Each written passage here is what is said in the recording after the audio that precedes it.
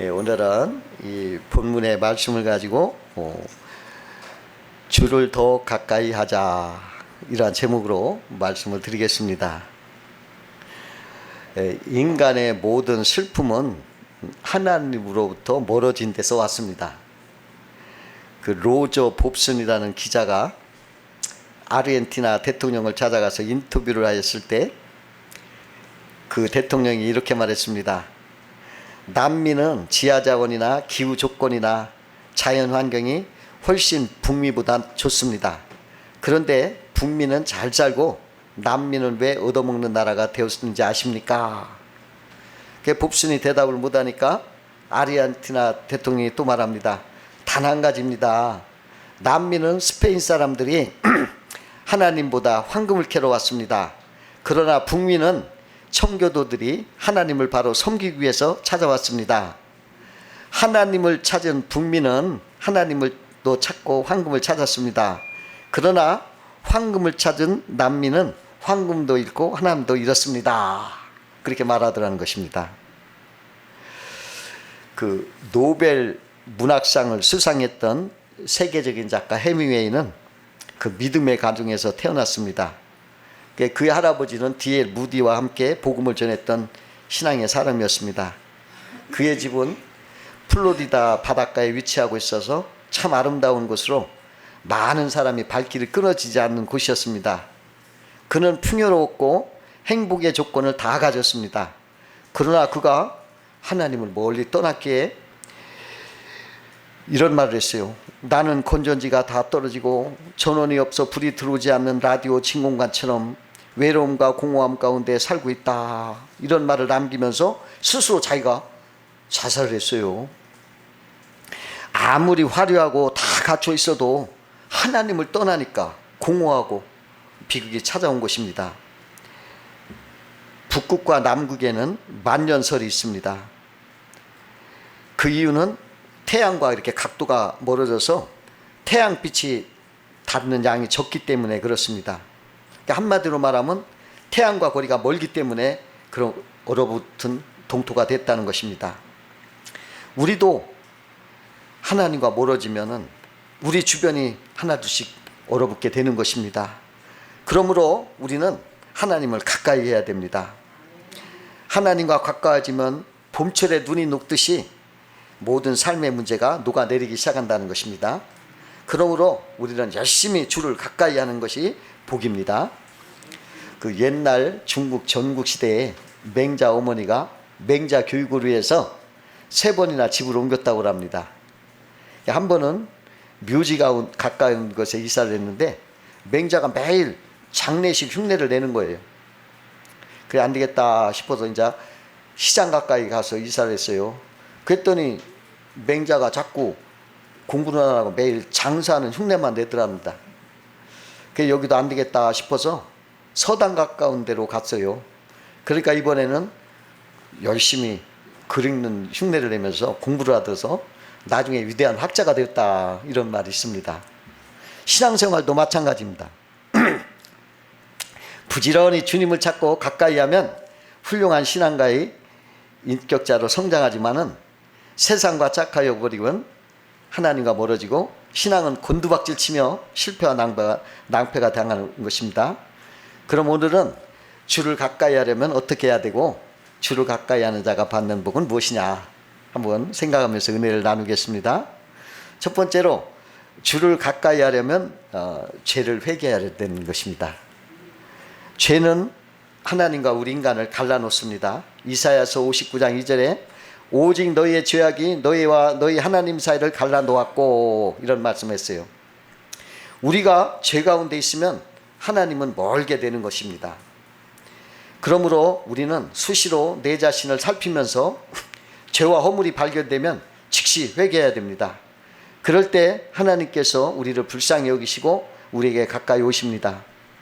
시편 34편 18절에 여호와는 마음이 상한 자를 가까이 하시고 충심으로 통회하는 자를 구원하시는도다 그랬어요. 이게 마음이 상했다는 것은 마음이 막 부서졌다, 막 가슴을 치듯이 죄를 통회할 때 예수님의 보혈의 피가 그 심령을 깨끗하게 씻어주시고 주님이 가까이 하시는 것입니다. 그러니까 하나님은 회개를 무척 기뻐하셔요. 그 구약 성경에 보면 아합이라는 악한 왕이 있어요. 무상 숭배하고 하나님을 대적하는 그 아합이, 그 엘리야가 와서 하나님의 심판을 얘기합니다. 그러니까 이 아합이 막 그 말을 듣고 자기가 회개를 해요. 옷을 찢고 막 굵은 배를 몸을 동이고 막 금식을 하면서 그냥 풀이 죽어서 막 다니니까 하나님께서 엘리야를 보고, 야, 너 저 아합 좀 보아라. 저 아합이 내 앞에서 저렇게 겸비하고 회개하니 내가 저의 재앙을 저의 시대에 내리지 아니하고 그 아들 시대에 내가 내리겠다. 이러면서 그 천하약인 아합도 회개하니까 심판을 연기해 주셨다는 것입니다. 하나님은 회개하는 자를 가까이 하십니다. 제가 이 말을 생각할 때 늘 생각이 나요. 이렇게 악한 아합도 회개하니까 하나님이 기뻐하시더라. 용서하시더라. 이 회개가 얼마나 하나님을 기뻐하시는가, 제가 이런 생각을 해보았습니다. 두 번째로, 주님을 가까이 하려면 고난을 인내해라. 고난을 인내해야 됩니다. 대개 사람들은 고난을 당하면 아이고 하나님이 나를 버리셨나 보다, 그렇게 오해를 해요. 근데 정반대입니다. 보통 때보다 고난 당할 때 더 불쌍히 여기시고 우리에게 더 가까이 오시는 분이에요. 우리 이런 걸 모르고서 자꾸 하나님이 왜 이렇게 안 하고 섭섭하게 생각하고 낙심을 하고 이렇게 하나님과 멀어진 사람도 있습니다. 고난을 당할 때 잠잠히 인내하며 더욱 간절히 하나님 의지하기 바랍니다. 그러면 하나님이 가까이 해주시고 큰 애를 주시는 것입니다. 그 어느 해외 교포 이야기인데, 그 요즘에 한국의 의료 수준이 굉장히 높고 또 의료비도 저렴해서 해외에 있는 교포들이 가끔 한국에 와서 이렇게 치료를 한대요. 근데 이분도 겸사겸사 한국에 와서 일을도 보고 이제 자기가 치질이 있어서 치질 수술 받게 됐다고 그래요. 근데 수술을 하려니까 좀 겁도 나고 막 긴장이 되더랍니다. 수술대에 누웠는데 그 마취를 이렇게 해주면서, 부분 마취를 해주면서 헤드폰을 이렇게 껴주더래요. 이게 뭐냐니까, 수술하는 동안에 음악을 들으라 그러는 거예요. 이게 음악이 가요, 뭐 클래식, 음악의 장르가 여러 가지인데 물어보더래요. 뭘 들을 거냐. 난 찬송가를 듣겠다. 그 찬송가를 들었는데 이제 수술이 잘 됐어요. 근데 그분이 수술 마치고 농담 반 진담 반 이렇게 고백을 했어요. 내가 어려서부터 신앙생활을 해왔지만은 평생 이처럼 찬송가가 은혜 주었던 적은 없었습니다. 그렇게 말하더랍니다. 우리가 편할 때는 하나님이 곁에 와 계셔도 우리가 의식하지 못해요. 이게 뭐라는 거예요. 그러나 고난을 당하면 사람들이 하나님을 막 붙잡고 의지합니다. 그때 하나님이 가까이 해주시는 거예요. 특별히 주님을 위해서 고난당하는 때가 있어요. 그럴 땐 더 하나님이 가까이 해주십니다. 베드로전서 4장 14절에 너희가 그리스도의 이름으로 치욕을 당하면 복 있는 자로다. 영광의 영 곧 하나님의 영이 너희 위에 계심이라. 이렇게 말씀하셨어요. 그 스데반 집사가 고난당할 때 하나님이 그 영안을 이렇게 열어서 예수님이 하늘 우편에, 하나님 우편에 서 계신 걸 보게 됐어요. 그가 비록 돌에 맞아 죽음을 당했어도 그의 얼굴이 천사처럼 그냥 빛이 나면서 편히 주님 품에 안겼습니다. 영광의 영이 그를 위해서 가까이 임해 주셨던 것입니다. 여러분, 하나님은 자기를 위해서 고난당한 자를 앉아 계시다 일어서서 보셨다는 거예요. 일어서서 보셨다. 우리가 연약할수록, 우리가 괴로울수록, 우리가 힘들수록 고난이 있을 때 하나님은 우리를 더 가까이 해주시는 것입니다. 세 번째로, 주님을 가까이 하려면 교만하지 말고 겸손해야 됩니다. 예, 하나님은 교만한 자를 대적하시고 겸손한 자를 가까이 하십니다. 그 이스라엘 왕, 초대 왕 사울 왕은 처음에는 얼마나 겸손했는지 몰라요. 근데 왕이 되니까 점점 교만해지기 시작했어요. 하나님은 그 교만해진 사울 왕을 왕으로 세운 걸 후회하셨다 이렇게 말했어요. 그리고서 사무엘상 16장 1절에 뭐라 하면 내가 이미 사울을 버려 이스라엘 왕이 되지 못하게 하였다. 이렇게 말씀하셨어요. 이 교만이라는 것은 자기가 제일이다, 남을 없이 여기는 거예요. 남을 멸시하고 남을 얕잡아 보는 것이 교만인 것입니다.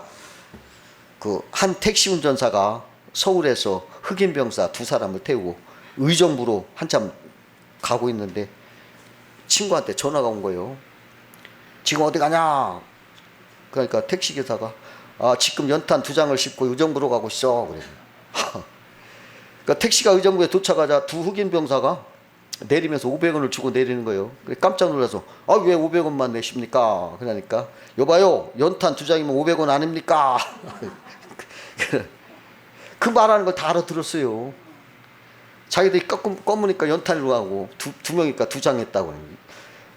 그러니까 상대방을 무시하고 교만하게 말했던 택시기사가 할 말이 없는 거예요. 그 대중 목욕탕에서 목욕을 하고 있는데 어떤 사람이 어쩌다가 실수해서 옆에 있는 사람한테 물을 끼얹었어요. 그래 미안하다고 사과를 했는데 상대방이 자꾸 성질을 내면서 당신 나 잘못 봤다, 내가 누군데 까불고 있냐, 당신 좀 나가서 보자, 이러더래요. 막 이렇게 흥분하더래요. 그래 드디어 2 사람이 나갔어요. 그래 옷을 입고 보니까 막 그 의기양양했던 사람은 대위 계급을 붙인 군인이었고, 반면에 사과했던 사람은 대령 계급을 한 장부였어요. 옷 입고 보자 했는데 보니까 자기가 이거 큰일 났거든. 2 손이 싹싹 휘졌대요. 여러분 겸손해야 돼요. 교만하면 수치를 당하는 거예요. 그 이솝 우화 가운데 이런 말이 있어요. 그 그리스 신 헤르메스라는 신이 있는데 목축과 뭐 상업을 돕는 신이라고 이렇게 알려져 있는 신인데요. 그가 내가 얼마나 존경을 받는가 한번 알아보자 해가지고 교만한 마음을 가지고 변장을 하고 어느 조각가 집에 딱 찾아갔어요. 그 조각가에 물었습니다. 저 제우스 신상 얼마입니까? 예, 10드라크마입니다. 그러면 저 옆에 있는 헤라 신상은 얼마입니까? 그 신상은 제우스 아내로서 좀 비쌉니다. 여기까지 물은 헤르메스가 자기 조각상을 보고서 자신만만하게 값을 물었어요. 저것은 얼마입니까? 그러니까 저것은 손님이 제우스 신상이나 헤라 신상을 사시면 덤으로 드리는 것입니다. 아이고, 양 헤르메스가 얼마나 창피한지 그 교만의 코가 납작해졌다는 것입니다. 이 교만이라는 건 수치를 가져오는 것입니다. 그 모든 죄는 하나님 앞에서 다 도망을 가는데 교만은 하나님 앞에 고개를 빳빳이 세우고 하나님을 대적한다는 것입니다. 그 사람이요, 선악과를 먹고 나서 제일 큰 특징이 자기가 왕이 돼서 교만하다는 거예요. 교만해졌다는 거예요. 그러나 하나님은 교만을 제일 미워한다는 것입니다. 그러나 하나님을 가까이 하는 자는 겸손한 자입니다. 물이 낮은 곳으로 흐르는 것처럼 하나님의 은혜는 겸손한 심령을 향해서 계속 흐른다는 것입니다. 이 겸손은 하나님을 의지하는 낮은 마음이에요. 겸손은 하나님을 소원하는 낮은 마음이에요. 하나님은 그분 앞에 자기 생애를 완전히 맡겨버리는 그 낮은 그 겸손한 사람을 기뻐하시는 것입니다. 그 미국의 초대 대통령이 워싱턴 대통령이었는데 그분이 8년 동안 대통령 임기를 다 마치고 이제 은퇴를 했는데 그 밑에 일하던 부통령 존 아담스가 대통령이 됐어요. 근데 그때 아담스 대통령이 취임한 그 다음에 프랑스가 미국에게 쳐들어온 거예요. 도전을 했어요. 근데 아담스 대통령이 이렇게 보니까 이 국난에 해결할 전략가는 오직 워싱턴 장군이 없는 거예요. 워싱턴 대통령. 전직 대통령을 불러다가 좀 이것 좀 타개해달라고 부탁을 했어요. 근데 참모총장 계급이 중장이요. 그러니까 너무 자기랑은 안 되잖아. 그러니까 그냥 고민을 했어요. 아이고 이거 어떡하나, 중장뿐이 안 되는데 좀 더 높은 계급 있으면 좋을 텐데. 근데 워싱턴 대통령은요, 그런 특별 대우 나 싫습니다. 그냥 중장 계급 달고서 현역으로 복귀해서 프랑스를 제거하고 미국을 건졌던 것입니다. 지금도 미국 사람들은 그 워싱턴을 최고로 알고 정신적인 기준으로 알고 항상 있답니다. 그러니까 하나님은 겸손한 자에게 은혜를 베푸시는 것입니다. 네 번째로 하나님을 가까이 하려면 손을 깨끗이 해라 그랬습니다. 본문에 보니까 손을 깨끗이 해라 이렇게 말씀하십니다. 이 손이라는 것은 바로 쓰면 선을 행하고 하나님의 일을 하는 도구로 사용됩니다. 그러나 잘못 쓰면은 그 손으로 죄를 짓고 악을 행하고 하나님의 영광을 가리우게 되는 것입니다. 그 오래전에 리더스 다이제스트라는 회사에서 지갑을 1100개를 만들었대요. 그래가지고 그 지갑 속에 $50를 넣고 또 지갑 주인과 전화번호를 새겨서 이렇게 놓고서 그것을 전 세계 대도시 길거리에 떨어뜨렸어요. 잃어버린 지갑이 얼마나 주인에게 돌아올 것이냐 실험하려고. 어떤 데는 공중전화 부스에다 놓고 또 어떤 건 슈퍼마켓 안에 떨어뜨리고 어떤 건 주차장에다 떨어뜨리고 어떤 것은 레스토랑에다 떨어뜨리고 어떤 것은 뭐 사무실 복도에다 또 교회 안에다 이렇게 지갑을 떨어뜨려 놨더니 44%는 주인에게 안 돌아오고 56%가 돌아왔어요. 주인은 찾아왔어요. 그래서 나라별로 돌아온 순위를 이렇게 조사해 봤더니 노르웨이는 100%가 돌아왔어요. 그 다음에 싱가포르 90%, 그 다음에 호주, 한국, 일본은 70%들. 한국이 들어갔어요. 미국은 67%, 영국이 65%, 프랑스가 60%, 네덜란드가 50%, 독일이 45%, 러시아가 43%, 필리핀이 40%, 이탈리아가 35%, 중국이 30%, 멕시코가 21% 이렇게 돌아왔어요.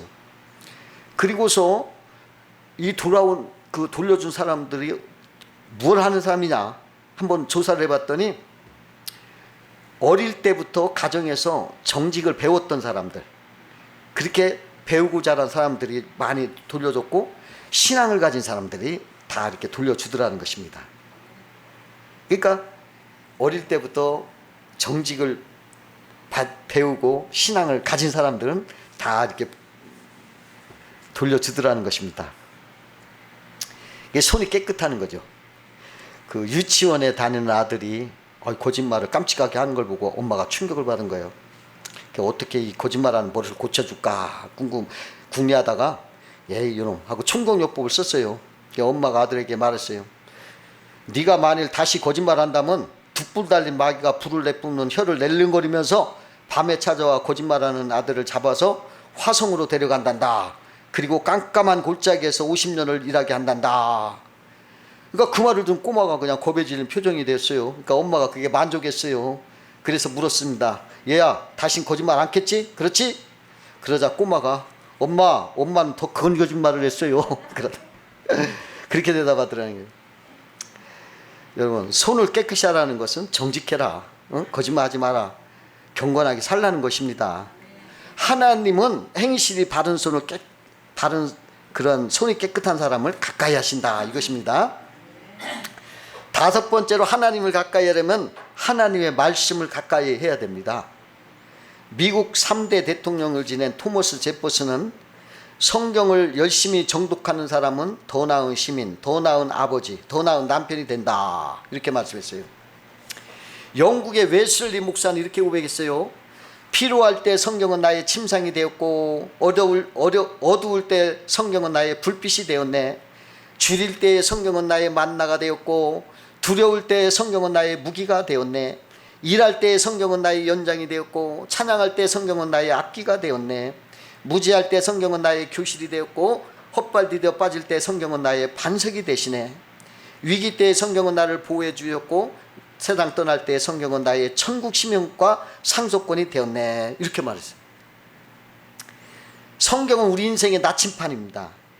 우리가 하나님께서 인정하시고 가까이 하시는 1등 신자가 되려면 날마다 모든 일에 성경을 읽으며 안내를 받고 철저히 성경 중심으로 살아갈 때에 하나님은 가까이 하시는 것입니다. 그러면 주님이 가까이 하는 사람은 어떤 복을 받는가 한번 생각하면서 말씀드리겠습니다. 첫 번째로 주님을 가까이 하면 강성해진다는 것입니다. 다윗은 주님을 가까이 하니 점점 강성해졌습니다. 그러나 사울은 주님을 멀리하니 점점 쇠약해졌습니다. 두 번째로 주님을 가까이 하는 사람은 부귀와 장수의 복을 받는 것입니다. 잠언서 3장 16절에 그의 오른손에는 장수가 있고 그의 왼손에는 부귀가 있나니 그랬어요. 그 한 마을에 세 사람의 나그네가 지나가다가 어느 집 문을 두드렸습니다. 우리는 성공, 부, 사랑이라는 사람들인데 배가 고프니 우리 중 한 사람만 들어가게 해주십시오. 그 아들이 이렇게 보고니까 얼른 집에 들어가서 가족들에게 말을 했어요. 밖에 성공, 부, 사랑이 있는데 한 사람만 들어올 수 있답니다. 그러니까 아버지가 아유 당연히 성공을 모셔드려야지. 그러니까 어머니가 아유 아니요 부가 좋아요. 부를 모십시다. 그때 며느리가 말하는 거예요. 성공도 좋고 부도 좋은데 사랑이 없다면 성공과 부는 오히려 불행한 일입니다. 그러니 우리가 사랑을 모셔드립시다. 그러니까 아 그렇다 하고 온 가족이 사랑을 모셔드리고 합의를 보고서 이제 아들이 나가서 사랑을 들으라고 하니까 사랑의 뒤를 따라서 성공과 부도 함께 들어오는 거예요. 그러면 뭐라고 하냐면 만약에 성공이나 부를 선택했다면 선택한 것만 들어왔을 것입니다. 그런데 사랑은 항상 성공과 부를 양손에 잡고 다니기 때문에 사랑을 선택하면 모두 들어옵니다. 그렇게 말하더라는 거예요. 이와 같이 하나님을 가까이 하면 부귀와 장수를 양손에 갖고 있기 때문에 큰 복을 받는다는 것입니다. 세 번째로 주님을 가까이 하면 지혜를 받습니다. 지혜가 중요한 거죠. 지혜는 죽을 생명도 살리는 것입니다. 그러니까 어떤 마을에 아주 장기를 잘 두는 양반이 하나 살았는데 얼마나 장기를 잘 두는지 지금까지 한 번도 져본 일이 없어요. 근데 듣자하니 뒷산 절간에 하는 중이 아유 장기를 잘 둔다고 소문이 났어요. 그러니까 아유 하늘 아래 1등이 둘이 수 없다 하면서 오기가 발동한 이 양반이 뒷산 절간에 가서 어슬렁어슬렁 하다가 중을 만나가지고 나랑 장기 한 판 붙읍시다 하고 결투 신청을 했어요. 그러니까 중이 아 좋소. 장기라면 나도 한 판 장기 하는데 그냥 하면 재미없으니까 내기합시다. 지는 사람이 배꼽을 딱 한 양만큼 엽전 한 양만큼 도려내는 것으로 합시다. 그러니까 양반이 에이 내가 질까? 그럽시다 하고 장기를 뒀어요. 그런데 단판에 그냥 져버렸어. 근데 그 중이 진짜로 칼을 가지고 와서 빨리 배꼽을 내놓으라 그러는 거예요. 아까 여보시오 지금 장난치시오? 이껏 장기 한 판으로 참말로 배꼽을 도려낼 참이요. 근데 중이 말하기를 약속은 약속이니 지켜야 할 거 아니오. 지키지도 못할 거라면 약속은 왜 한단 말이오. 결국 둘이 막 서로 다투다가 고을 원님으로 간 거예요. 이게 원님이 듣고 보니까 완치한 거예요. 양반 편을 들으면은 약속을 어기고 그렇게 되면은 백성들이 약속을 어기는 것을 우습게 한다는 거지. 근데 중이 말을 들어보면 배꼽을 도려내야 되고 이게 골치가 아픈 거예요. 어떡하나. 그런데 아이고 그 원님 아들이 그 옆에 있다가 뭐라고 하냐면 어떤 일 있어도 약속은 꼭 지켜야 합니다. 원님 아들이 약속대로 하시오. 그리고서 약속대로 하시오 하니까 중이 아이고 그거 봐라 아주 잘됐다 하고 칼을 높이 들고 이렇게 하는데 다시 아들이 말하는 거예요. 그런데 약속대로 정확하게 한 양만큼 역전을 만큼만 도려내시오. 조금이라도 덜 도려내거나 많이 도려내면 당신이 그만큼 내놓아야 되겠습니다. 그러니까 중이 깜짝 놀랐습니다. 내가 아무리 한다 해도 엽전 한 양만큼 도려낼 수 있는 거 아니잖아. 이거 어떡하나. 이거 괜히 잘못했다가 내 복급도 빼질 것 같으니까는 에이 없던 일로 합시다 하고 훈훈하게 금마무리가 됐다는 것입니다. 이 지혜는 이렇게 사람을 살릴 수도 있는 것입니다. 이 하나님을 가까이 한 사람은 이렇게 지혜를 주세요. 그래서 이 세상을 지혜롭게 살 수 있게 하시는 것입니다. 여러분 이게 하나님을 가까이 하는 사람이 이렇게 큰 복을 받는 거예요. 여러분 하나님을 가까이해서 복을 받으시길 주의 이름으로 축원드립니다. 기도